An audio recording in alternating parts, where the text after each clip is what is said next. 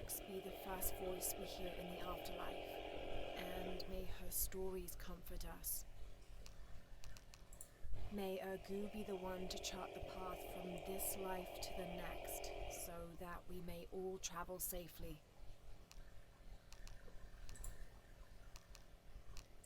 Those charged with crimes are brought here, and they battle under the watchful gaze of the gods, the only infallible judges. Those proven innocent may leave, but the guilty are killed and thrown to Shabalba. Only the worthy may call upon Kinichahau. Use his light to chase the shadows from your hearts in the city itself.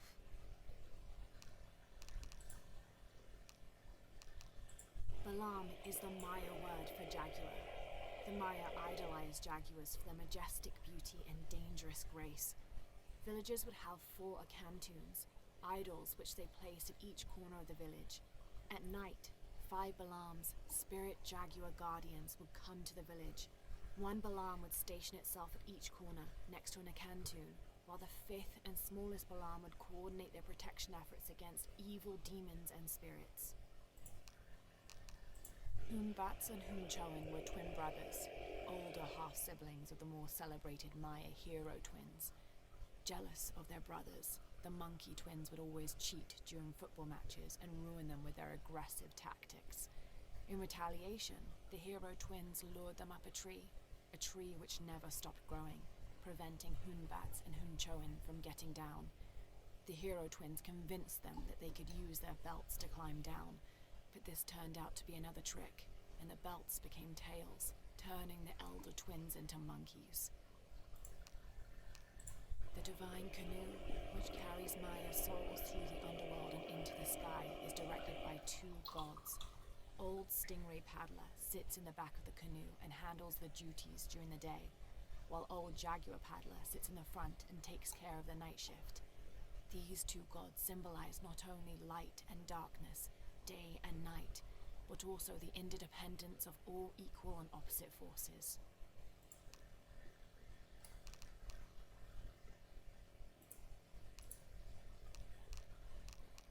This is a formidable weapon, heavy wood lined with sharp obsidian teeth. It could easily stop an unarmored enemy.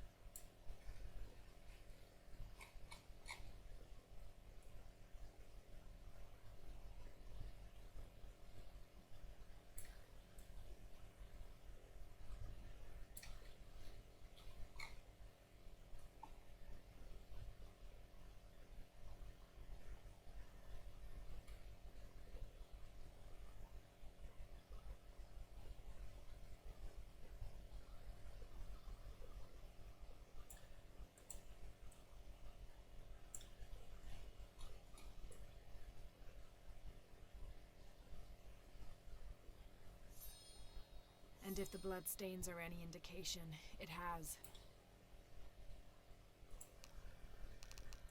An Aztec-influenced mask, decorated with items native to the area around Paititi.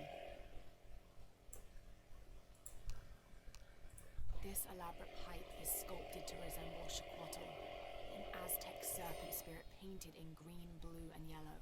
Its sides are decorated with semi-precious stones. The inclusion of jade indicates at least a measure of Maya influence. The bowl still reeks of burnt roots and smoke, not an entirely unpleasant aroma.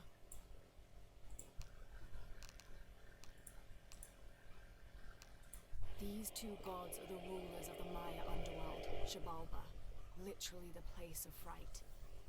Vukub Kakwish, whose name means 7 macaw, was a monstrous bird who was said to carry the false sun in his beak. His subordinate was Hunkame, which means 1 death. They are both defeated and killed by the hero twins after challenging them to various sports and games in which both sides cheated. Vukub Kakwish lost his game of darts when the hero twins used blowpipes.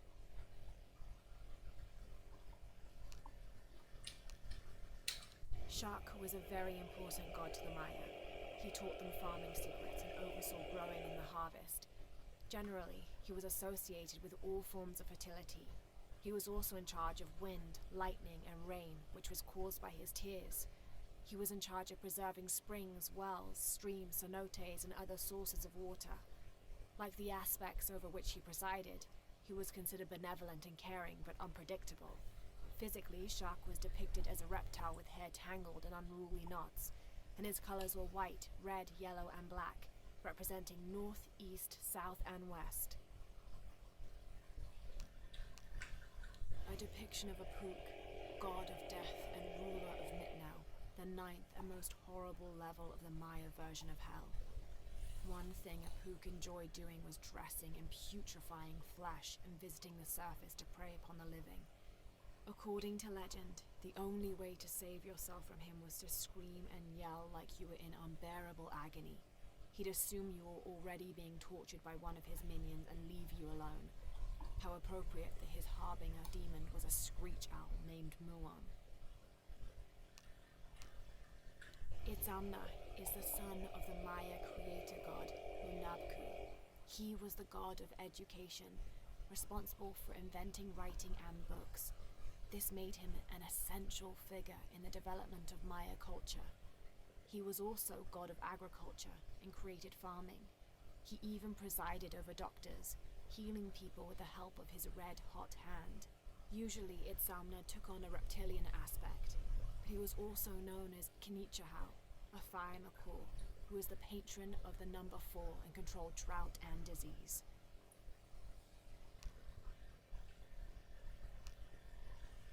Suicide was not considered forbidden by the Maya. In fact, it was considered an honorable alternative to living. Because of this, by committing suicide, you could bypass the underworld and go straight to paradise, where other noble deaths included the sacrificed, those who died in battle or childbirth, and those who died playing ball. The suicide's escort on the journey to paradise would be this goddess, Ishtab, also called Rope Woman. She was the goddess of suicides, especially those who hanged themselves and manifested as a rotting corpse hanging from a noose.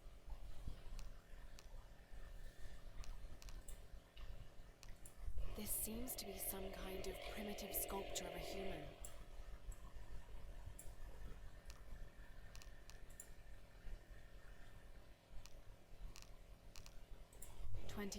May. Over a month has passed since our expedition departed from Cuiaba.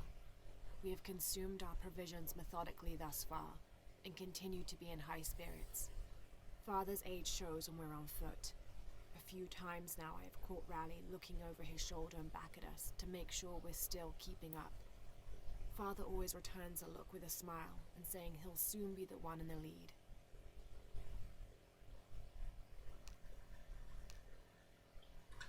30th of May. This morning we entered uncharted territory, leaving the sun-bleached bones of dead horse camp behind. It seems the tables have turned on Raleigh, almost quite literally. His bandaged leg has slowed his pace and made him the tail of our party. When Father notices, he slows, turning around to give us both an encouraging smile. His overly eager step betrays his calm demeanor as he rushes past us at the sight of every nearing turn, ridge, or embankment.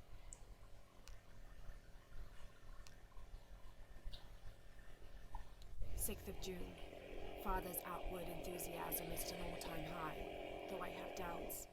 In the middle of the night, I have caught the whites of his eyes reflecting moonlight, his stare vacantly locked to the stars. Were it not for all the stories he has shared of the Amazon in the past, I would mistake his gaze as regretful, even mournful. Perhaps it is simply these insects making their way through our head nets causing him such consternation.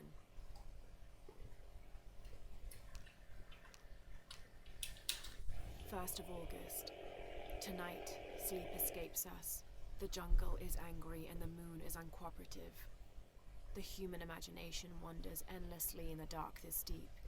I can hear the jungle's breath ruffling behind my ears, its low growl shaking the very ground we lay on, its manic energy rustling through the trees above. Rest has become the lead on our search, finding us at the most inopportune time. I have caught Father dozing off mid-step, and his hand barely clutching his walking stick. We run out of food and are sustained almost entirely by gathered berries and rainwater. The both of us are far too unyielding to give up, I fear the very stubbornness that led us to this point may also be that which leads us to our early graves.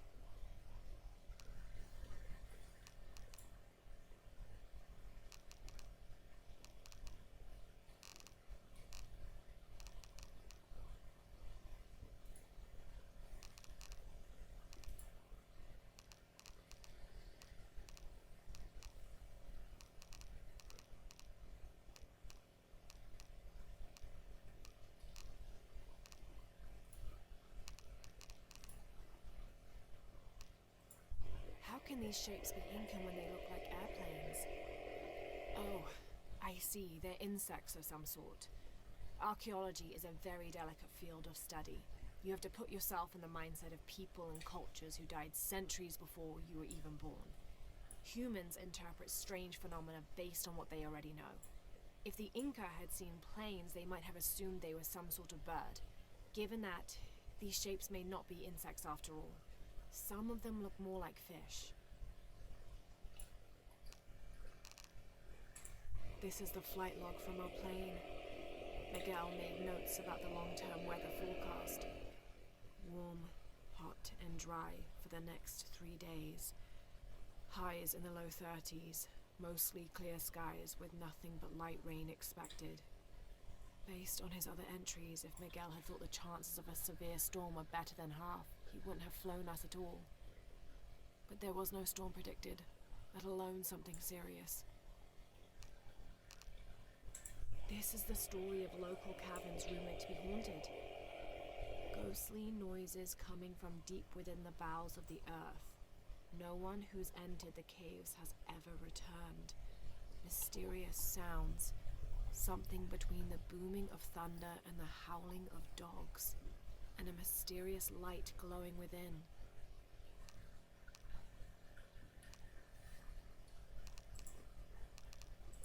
Oh my god, this is a penguin lawn ornament, painted and decorated and placed in a location of reverence. I shouldn't laugh, but it's so incongruous. The locals wouldn't be able to identify the animal it's intended to represent, and they certainly wouldn't be familiar with the material the statue is made from. There isn't any plastic in Paititi. I'd love to talk to whoever did this and learn why, what they think this penguin is.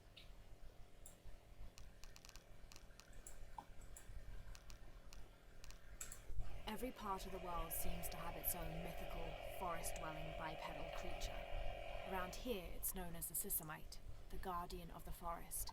Described as large and ape-like, it's rumored to kill male humans on sight, but takes the females to its cave for mating purposes. Of course.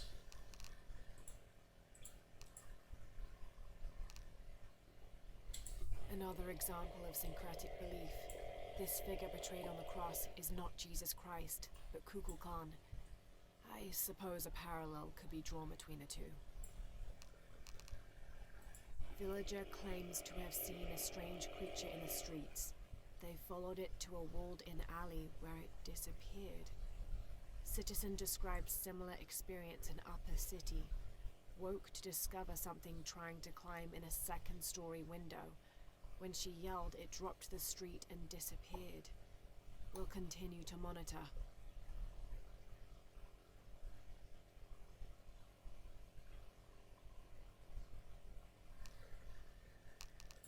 The lone figure appears in a state of peace, as though waiting for something.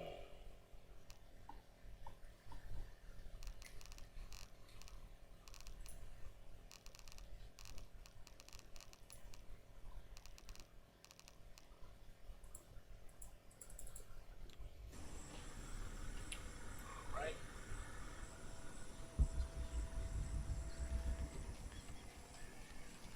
Uchu said the entrance to the cistern was a cave above the white tree.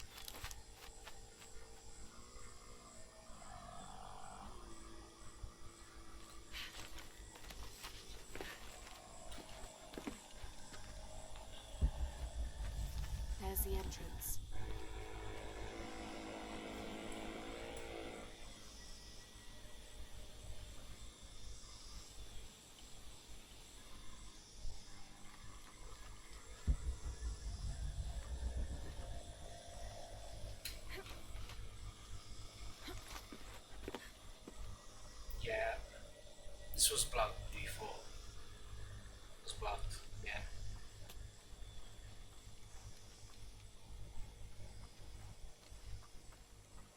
Oh, come on, fat ass.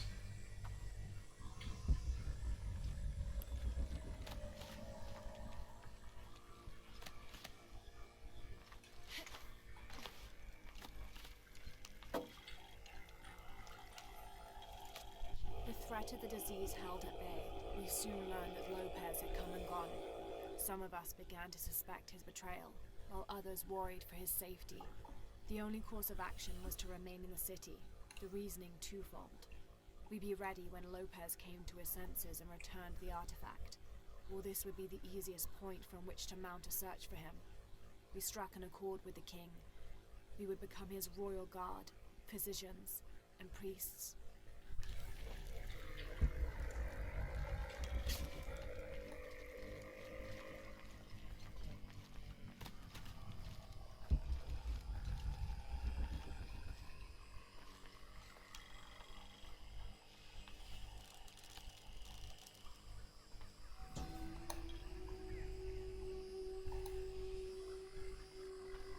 This shows a pilgrimage from a great city.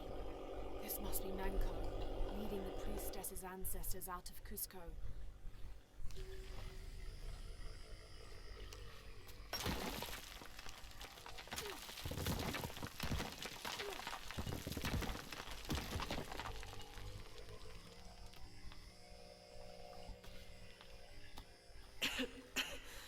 No one's been through here in centuries. This has to be the right place.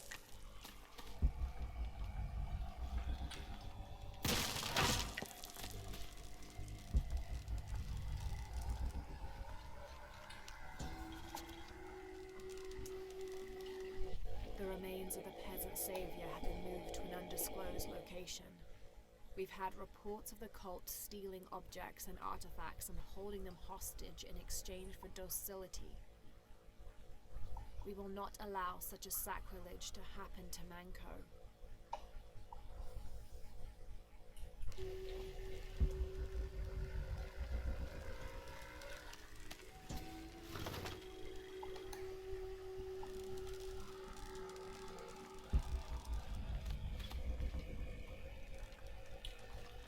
Yeah, somebody activated these traps.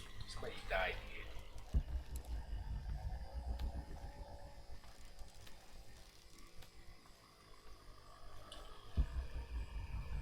Ah, god damn it.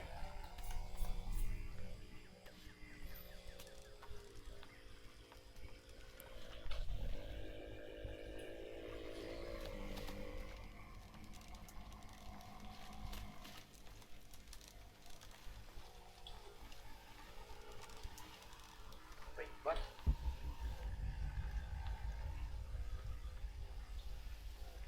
This is the ah, wait. No, it's not. Sneaky.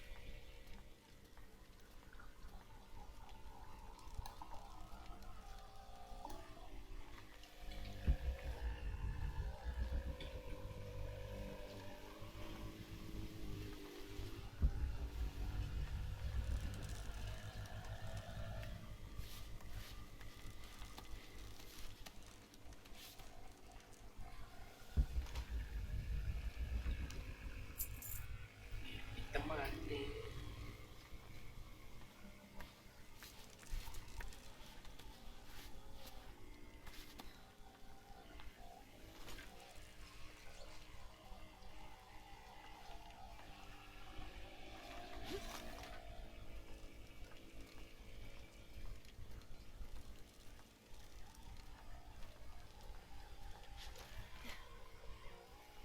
Oh, god damn it.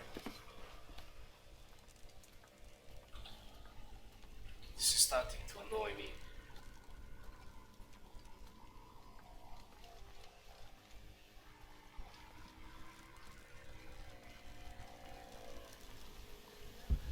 Manco's resting place. This looks suspicious. Suspicious. Suspicious. What? Of course. Of course. Why the hell not?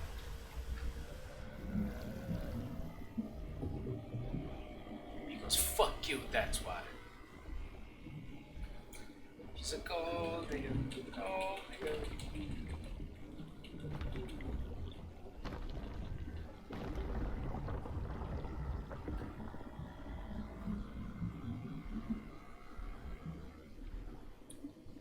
Suspicion intensifies.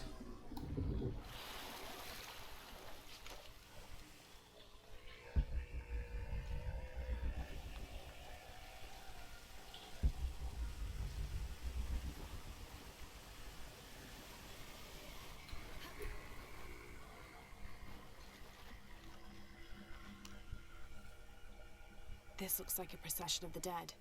It's the Order hiding Manko from the cult of Kukulkan. KKK. What's this? Shit, no. Oh, hell.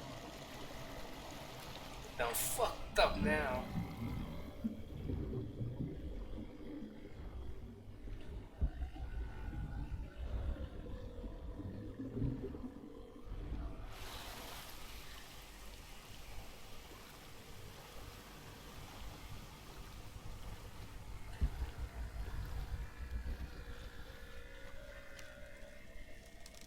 This shows burial dolls, pottery, and textiles being placed in here with the dead.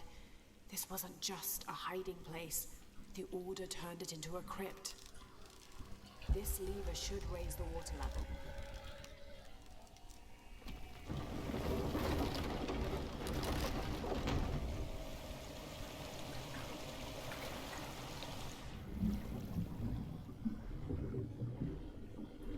Damn, that was close.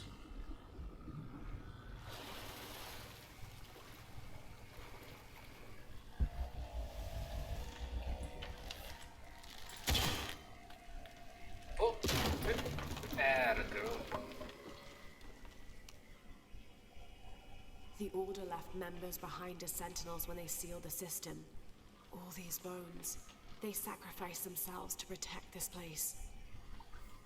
Dumbasses. Well, that's the culture, I guess.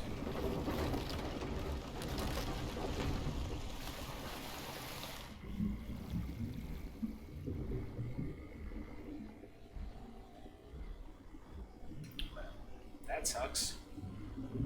Should have known.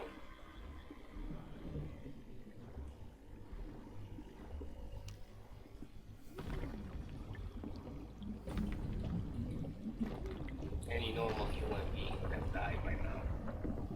Yep, I'm fairly certain.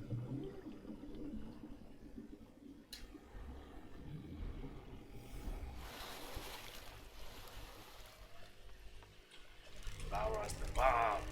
Hello, Manko. Now, where's the amulet?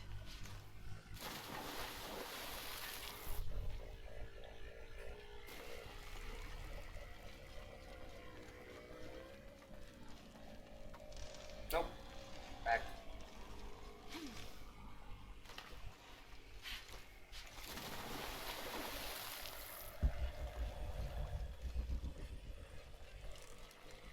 Impossible. I can't carry anymore. There's light coming through this wall. Another sealed-off passageway, I bet. This is going up. Nope. Gotta check this part too. Who knows what treasures there may be?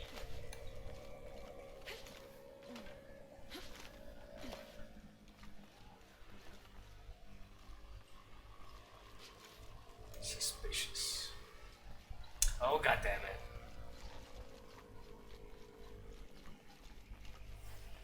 Yeah. We were here before when the bridge broke. Yeah. Assholes.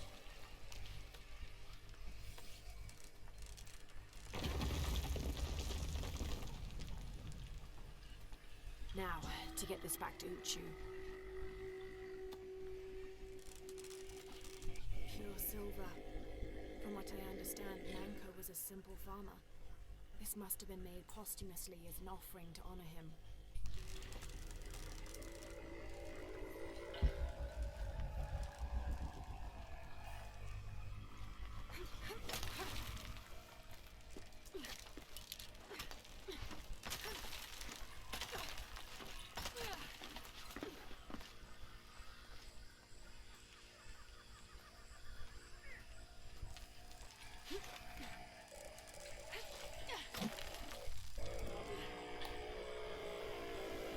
Sweet.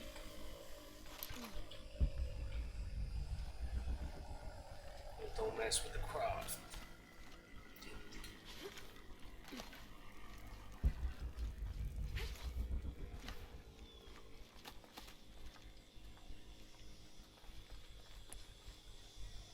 And we're out.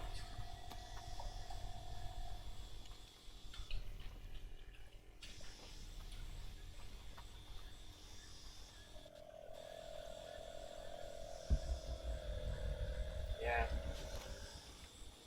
I like how the game takes a long time to make a lot of squeeze between maps. That's actually a loading screen-ish in game of sorts. I know what you did there, Rhinos. I know. Assholes.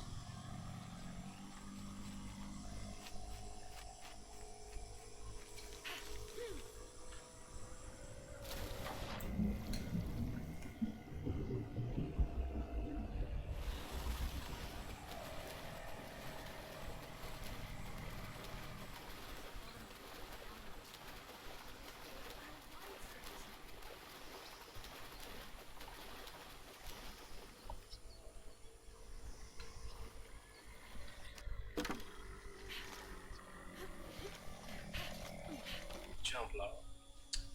God damn it. God damn!